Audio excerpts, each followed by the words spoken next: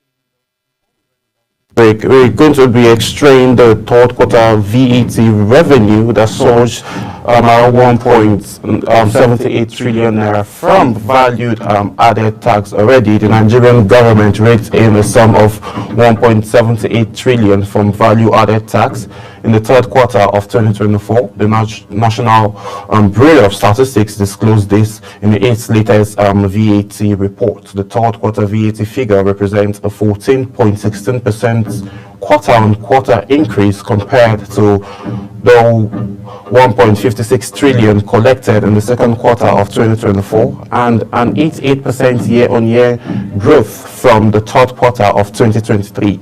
The breakdown of the VAT contributions was around 1.78 trillion. Revenue was driven by contributors from three key streams, which are the local payments, foreign payments, and as well as import payments. Local payments surge was around 922.87 billion, while the foreign VAT payment was around 448.85 billion naira, and the import was also at 410.62 billion naira. So we also have human health and also social work activities that led the pack in the highest growth rate of 250.39% quarter on quarter, followed by the activities of household as employees and own definited goods and services producing activities for household use, which grew by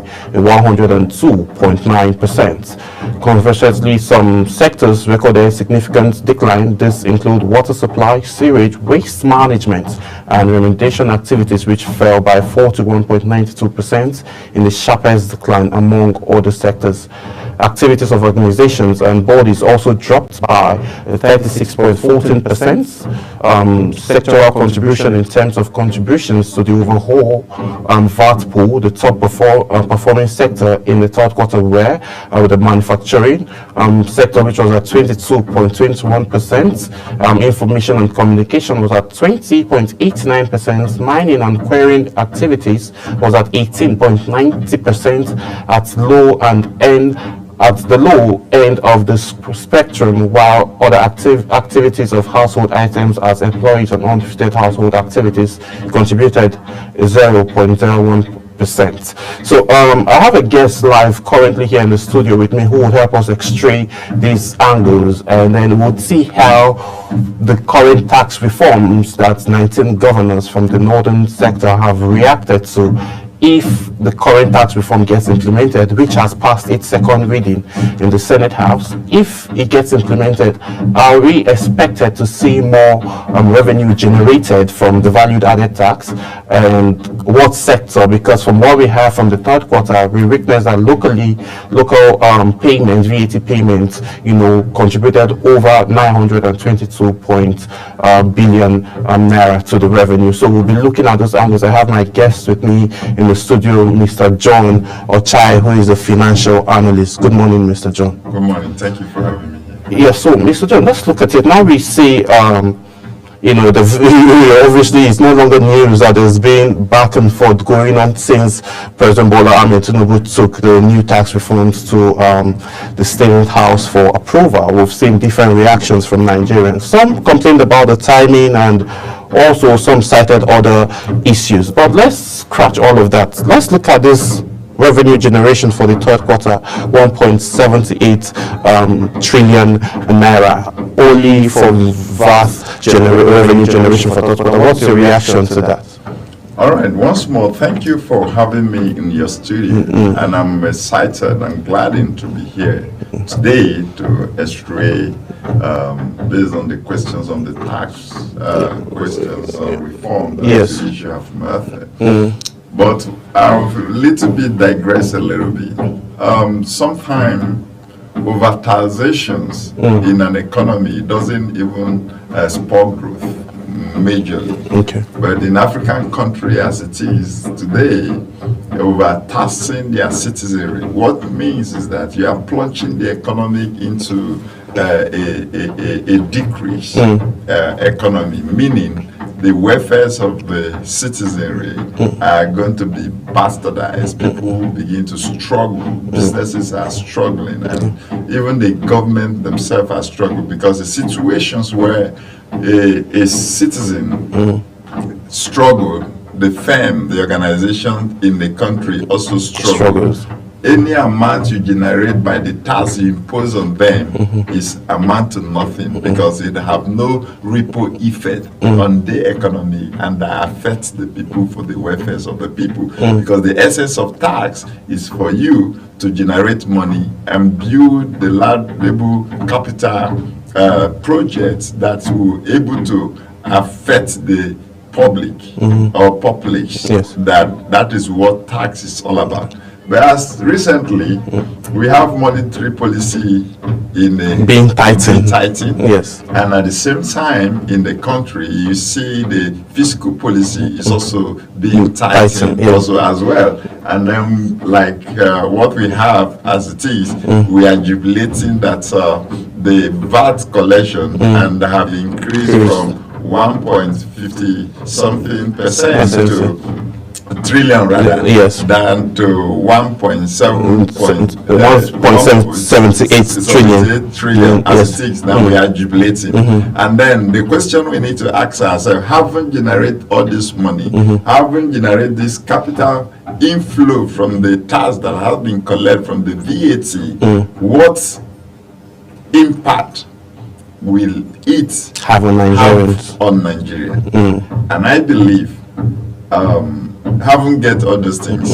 We have seen, if you go to public and interview one or two citizens, even both the high and might and the lower downtrodden, they are complaining as it is now that the economic is not healthy. I think we need to shift our position from the concentrations on the tax revenue which we impose to the citizen and look at other source on how to diversify the economy and see how it will impact meaningfully on the average citizens of the Federal Republic of Nigeria. It will be much more important that year in, year out, we chunk out tax, and at the end of the day, they have no effect on the citizen. Yeah, talking about having effects now, like you rightly mentioned, Nigerians are jubilating from the fact that we've been able to, have this money generated from tax. We're going to talk about local VAT payments, which is actually leading with 922.87 million,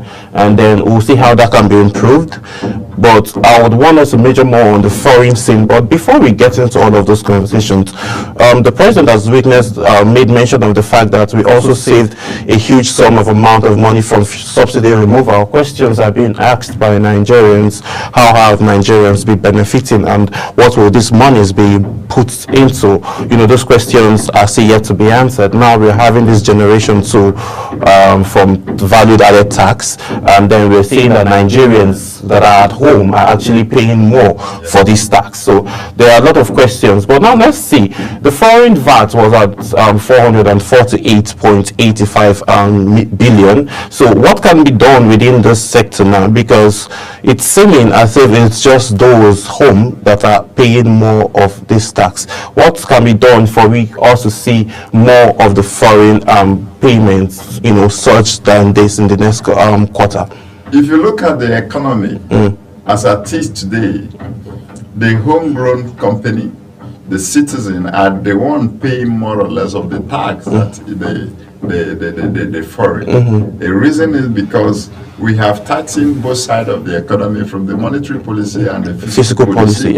And then when you look at from the aspects of the monetary and the fiscal policy is tightened, meaning every aspect of the economic is being tightened, meaning that anything, any sector, and we are paying more or less of huge amount of capital.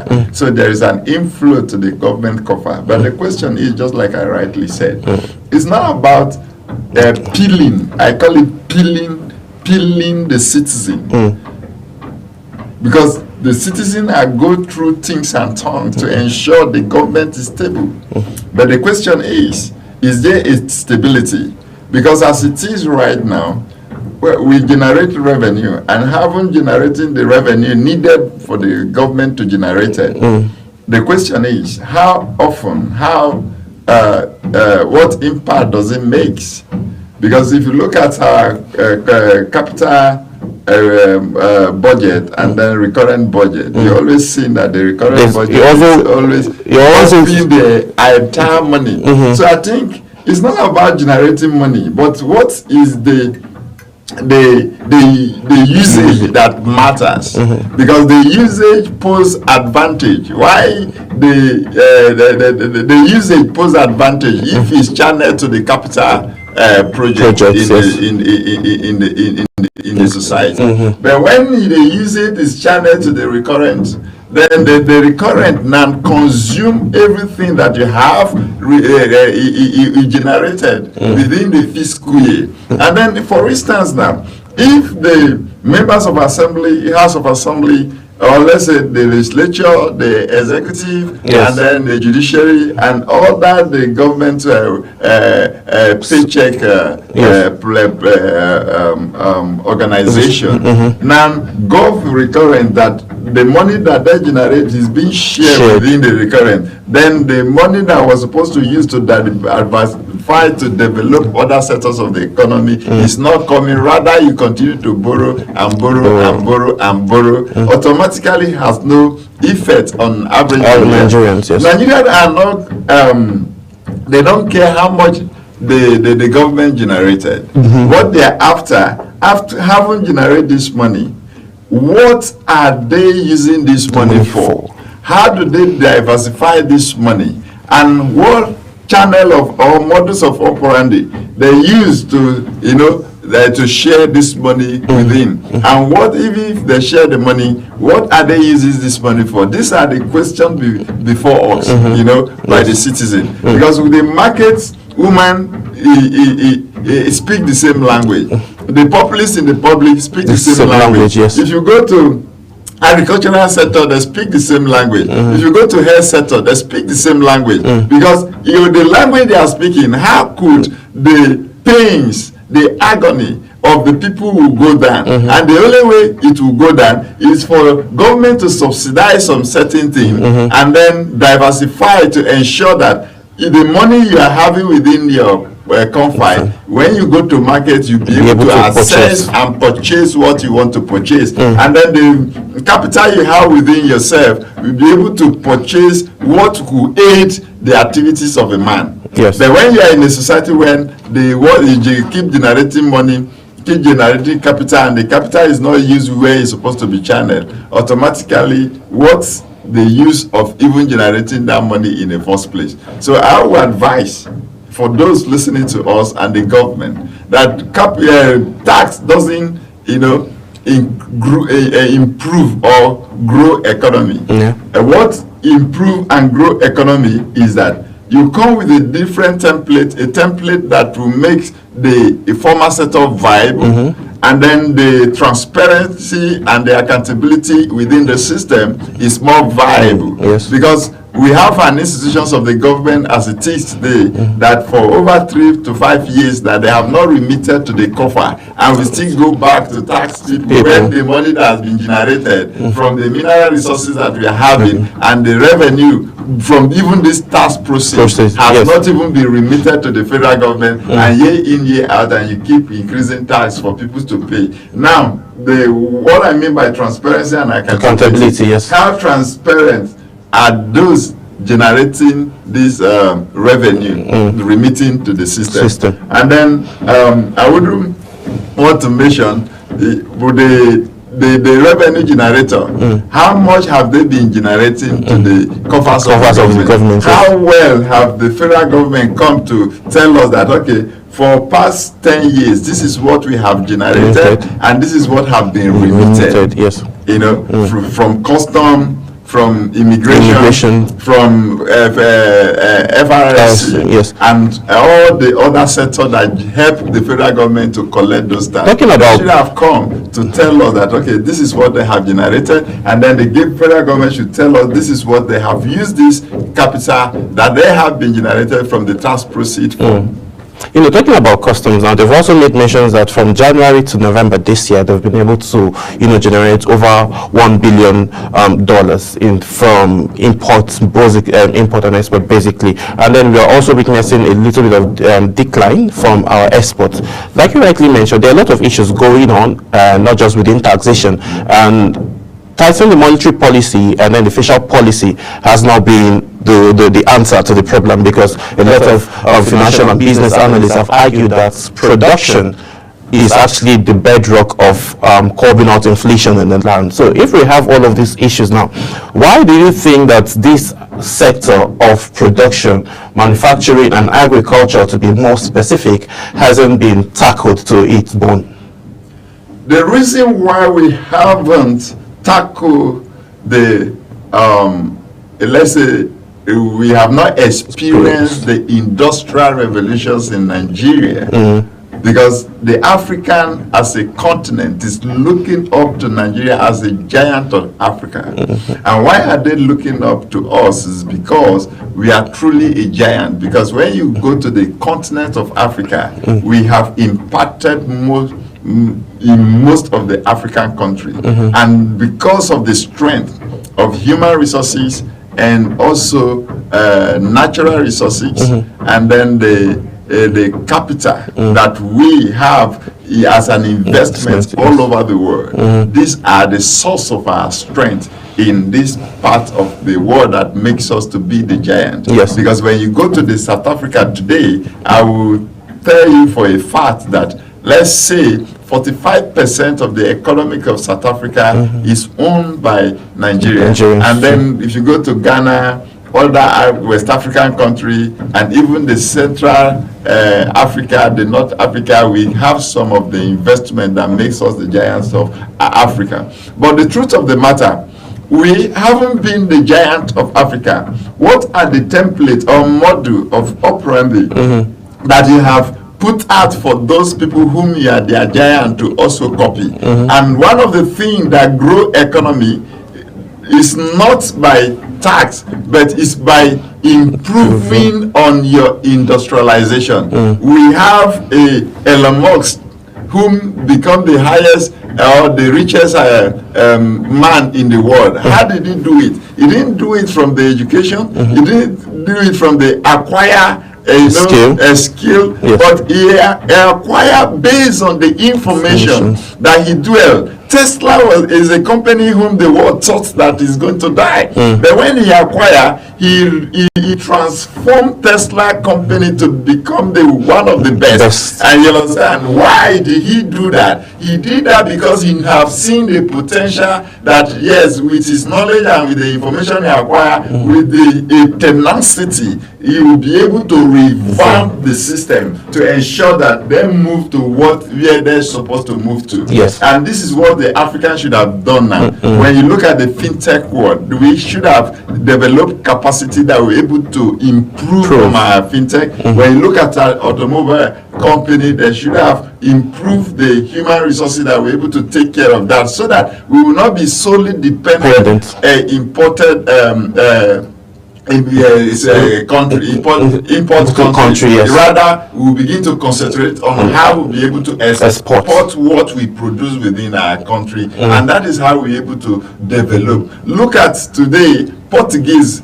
Go and look at the statistics technology in agricultural sector. They were able to produce tomato that supply to all over the world. We have the very best climate in this part of this country that when you concentrate on your agriculture, even if you don't decide, if you decide not to feed the Europe, you can feed with the population we have within the African country and begin to diversify your rice, your grain, your cereals, and other.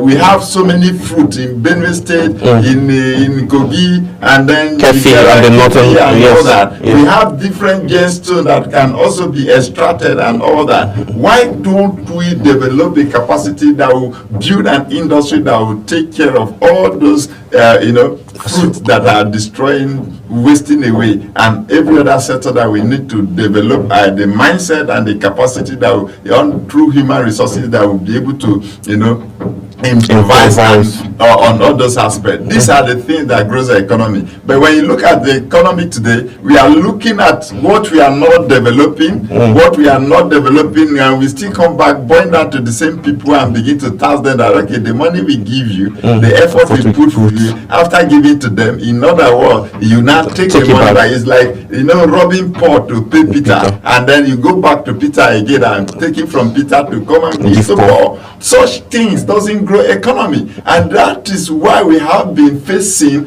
the kind of issues that we are facing. And at the end of the day, when you look at the elite, when they raise this money, they don't put the money to the places where, or they don't channel it to where the money is supposed to be used judiciously. This money goes to their comfort because they're only looking 4 years to 4 years, 4 years to come back to power. And that is exactly why we are remain in this quagmire that we have found ourselves today. Thank you so much, Mr. John Ochai, for joining us on today's edition of Business Point.